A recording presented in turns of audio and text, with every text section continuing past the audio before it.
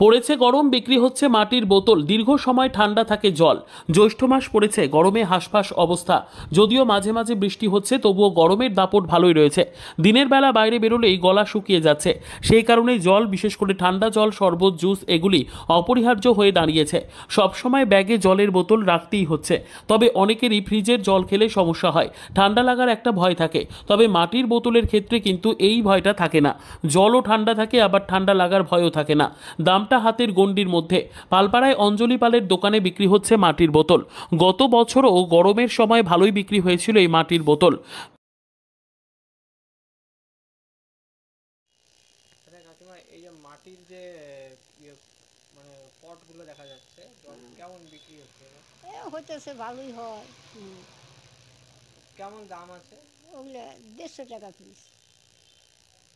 এটা কি হিসাবে বিক্রি হয়, পাইকারি না খুচরা? আর খুচরা বেশি, পাইকারি একটু কম দেয়। খুচরা বেশি করে 150 টাকা দেয়। আচ্ছা, কটা করে বিক্রি হচ্ছে প্রত্যেকদিন? এ 4টা 5টা এরকম হয়।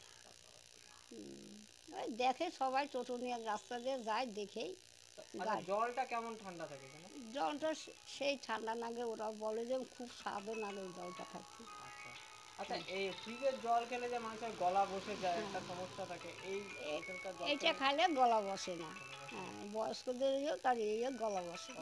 কতক্ষণ ঠান্ডা থাকে?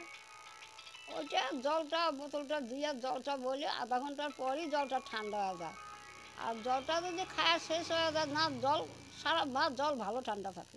কতক্ষণ ঠান্ডা থাকে? ওটা তো মাটির জিনিসে তো জল গরম হবে না, ও, ঠান্ডাই থাকবে। ঠান্ডাই থাকবে না? মানে ঠান্ডাই আধ থাকবে। ঘন্টা পরে যে ঠান্ডা হবে, হ্যাঁ, ঠান্ডাই থাকবে? ঠান্ডাই থাকবে। আচ্ছা আচ্ছা, আপনার নামটা? আমার নাম অঞ্জলি।